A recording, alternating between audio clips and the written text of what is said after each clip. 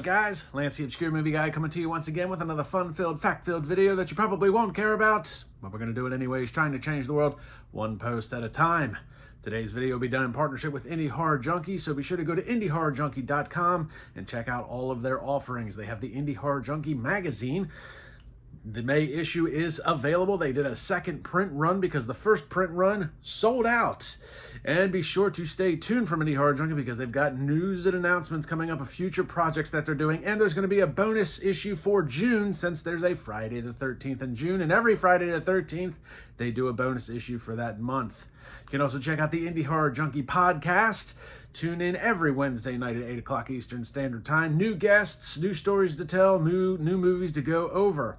And then there is the Indie Horror Junkie Film Festival. Submissions are now open. Early bird specials are currently going on for your film submission. So if you have a horror short or a horror feature film you'd like featured in the Indie Horror Junkie Film Festival at MegaCon in March of 2026, go to indiehorrorjunkie.com for details on that, and you can email them at indiehorrorjunkie@gmail.com. There's also the Scaricon Film Festival that they're associated with coming in September of this year, 5th through the 7th in Syracuse, New York. Once again, you can submit your horror feature or horror short through Film Freeway or indiehorrorjunkie@gmail.com for that as well.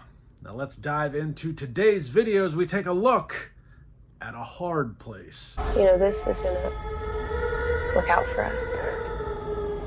And the best part is that no one gets hurt. We need to find somewhere to lay low. Somewhere off the grid. Let's go. I don't want to get mixed up in whatever state we're in, Chainsaw Massacre. What the hell? Nobody wander off alone.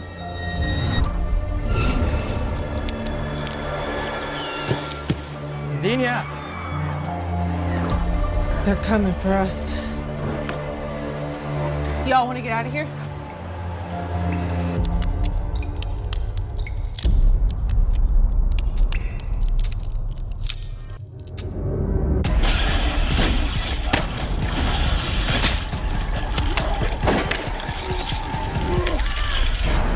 Six criminals on the run. What are you?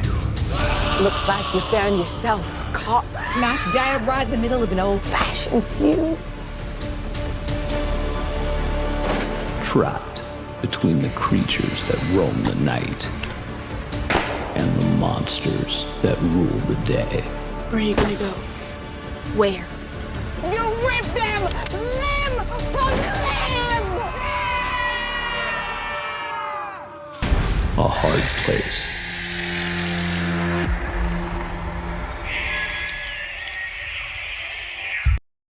A Hard Place pits a group of criminals in the middle of a good old-fashioned feud between ancient creatures, one side known as the Guardians, while the other side is known as the Caretakers.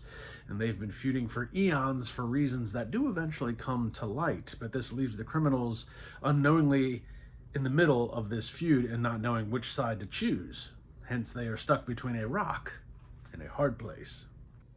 Now, I first learned of A Hard Place way back in February at MegaCon in Orlando from my friend JoJo Payne, who plays Butch in the film. Now, the film is set to release next week, May 27th, video on demand, so we're going to do a review today, and everybody should go check out this film when it is available to see. A Hard Place was directed by Jason Horton, who also served as co-writer along with Michael Epstein, no relation, and has an all-star cast of horror icons and horror stalwarts that many people would be familiar with, starting with Lynn Lowry. You've heard me talk about her in some of the Acrostar films that I've reviewed. Attack of the Corn Zombies, Night of the Dead Sorority Babes, not to mention her cult classic from the 1970s, The Crazies. You also have Felissa Rose, horror icon as well, from Sleepaway Camp in 1983. You also have Sadie Katz from Wrong Turn 6 and Party Bus to Hell, along with Jennifer Michelle Stone II, who's in Neon Fear and the recently released Dr. Gift. So you've also got a few others sprinkled in there. As I talked about, we have JoJo Payne. We also have Angel Bradford is in there as well. You've heard me talk about her from Acrostar. Not to mention, there is a movie within the movie at the very beginning of this, and it actually kind of sprinkles in a couple different scenes as well. But the movie within the movie has Bai Ling and Glenn Plummer. Now, we all know who Bai Ling is. She's most famously known for Shaolin Soccer, Wild Wild West. And then Glenn Plummer, if anybody remembers him, very extensive IMDb, but was pretty prominent throughout the 90s. He was in The Substitute. He was in, of course, Showgirls. And then he was, unfortunately, the guy who had his Jaguar wrecked in Speed. So we've got good writers, we've got a good director, we've got a pretty solid cast. The production quality of this film is actually pretty top-notch. Not filmed in too many different locations, but they did great use of expanding the universe in which they're in to make it feel like you're in a much larger universe in and of itself. I love the feud between the caretakers and the Guardians. It's very Hattfield and McCoy, which is a very real feud that had gone on for decades. But you get a lot of that same sentiment with this setting. I really enjoyed the writing in that. Not only do we have a nice feud, but the Guardians and caretakers are kind of a unique twist on creature films. The Guardians are more or less like creatures of nature, trees, vines, kind of reminiscent of what you actually see a little bit of in like the Last of Us right now, the current TV show based off of the video game, but you kind of get that more nature-esque type creature. And then you have the caretakers, which their powers are given to them by the moon and an eclipse. Lunar eclipse. So it's kind of reminiscent of werewolves, but they're not wolves in any regard. So they can only turn when the moon is up, and they get more power when there's an actual lunar eclipse. So that kind of puts them on a level playing field with the Guardians. When they are not able to transform, they are pretty much just human. So you kind of do get that werewolf type-esque storyline with that, but when they transform, they are not wolves. They are just a different type of creature. Pretty uniquely done, very uniquely shot, and I do like that it's a bit of a unique kind of a take on a classic type of creature like that. So really interesting to see the dynamic there. Really good practical special effects too, for the most part. There's a lot of blood and gore in this. For the most part, that's all really well done. A lot of actors and seasoned actors getting killed off in that regard. So really good special effects. I really like the feud aspect of it. I really like the whole concept of these Guardians and caretakers, as far as being, something that you have kind of seen before in other things, but a little bit of a different take on that. The acting is also pretty well done. In fact, Felissa Rose stands out in this for me as Henrietta. She is the matriarch of the caretakers. Man, she does a phenomenal job throughout the course of this film. It's hard to say who would be the main character in this cast, but I would probably have to say most of that would lie on Felissa Rose's character, but you don't really run into her almost until like halfway through the film, and she really doesn't start standing out until a little bit after that as this matriarch. But really well done. Interesting character. The caretakers themselves are really unique in the fact that they are this group of like hillbilly type creatures, and they're kind of unruly and uncivilized, but there's like a part of them that wants to be civilized. There's a really interesting scene with Felissa Rose, just about like setting the table for a meal, and in regards to where the cutlery and the silverware should go, and how one should act. This dining room etiquette, and it comes across as they're trying their best to be a civilized group, even though realistically they are very uncivilized people and creatures. So that was really cool. But she does an amazing job through the film. There's even like a Braveheart-esque type speech before the final battle, which was pretty cool. But she did a really good job portraying the character. She looked like she was having a lot of fun doing it, and it's probably the best thing I've seen her in recent times. And that's not a knock against her. A lot of her screen time and a lot of the other stuff that I've seen so far has only been a few minutes. She was in Stream. It was my previous video that I talked about. She had a really good scene in Stream, but she was only in there for a couple minutes. In this one, she's getting a lot more screen time. She's able to play with the character a little bit more. I will say, from a writing standpoint, there's not a lot of character development in this film. One, because there is so many people in the film, but where it lacks in actual character development, there's a lot of story development into the lore and the background of the Guardians and the Caretakers, what they are, how they became feuding, and what they are moving forward. So while it does lack a little bit of character development, there is good story development throughout the course of it. I don't have too many complaints with A Hard Place.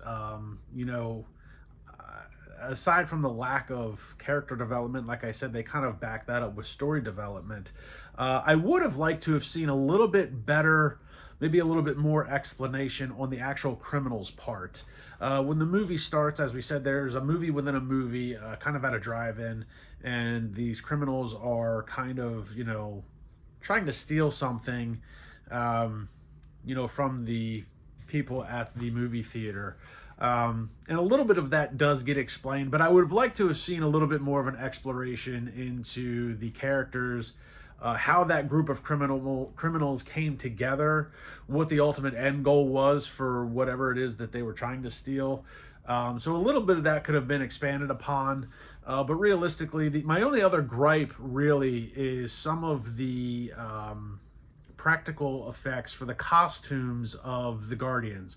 While most of the Guardian costumes are actually pretty cool and pretty good looking, there is a couple of scenes where, and I don't think it was on purpose, I think it was just kind of, there was a couple of scenes where some of the extras, I guess, were in costume, and they just weren't done as well as some of the other ones. There's a couple of cool Guardians, like a couple of main Guardians, where there's a lot of emphasis on the detail, but there's a couple of scenes where, like, the extras, you kind of look like, I don't know, for lack of a better term, they look like they were in suits out of a Power Rangers episode.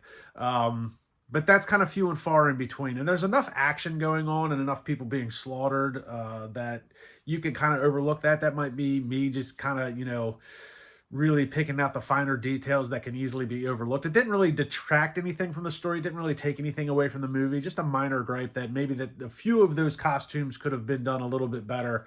But overall, it doesn't really take anything away from the aesthetic of the film.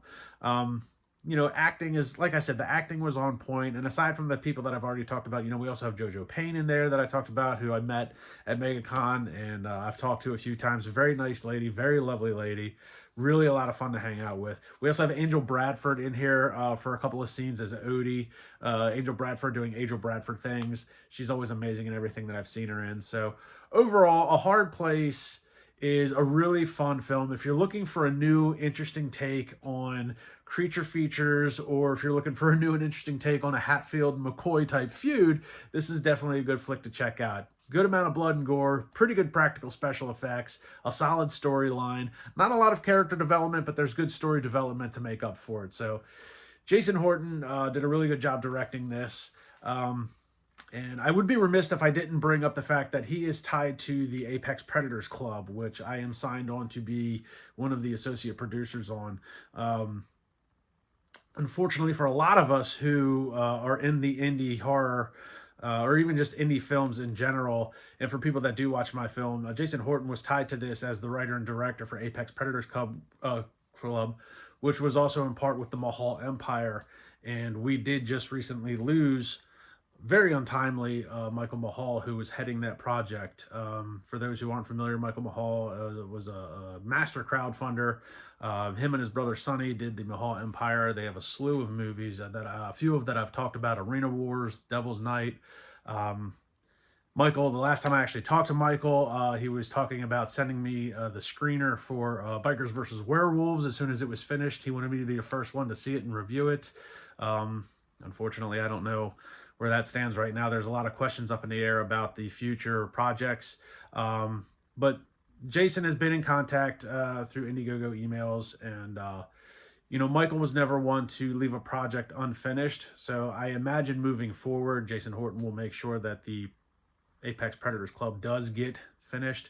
But that was an upcoming project that I don't want to say it's stalled out right now. It's just kind of in limbo until Sonny and everybody gets through the passing of Michael Mahal. Really a shock to the industry. You know, I only talked to him a handful of times, but every time I did, he did make sure he took enough time out of his day to coordinate with me and conversate with me. I never had an issue with the guy. I appreciated everything that he did. You know, and I know that there's a lot of people involved in his films that were, you know, pretty constant throughout the course of his films. He's also got tied to some pretty good actors. You know, I know Apex Predators Club, we had Vernon Wells lined up to be in it, along with Robert Lasardo. Felissa Rose was going to be in that one as well. So I'm pretty sure everything's still on track to get that film completed. It's just a matter of when at this point, I think.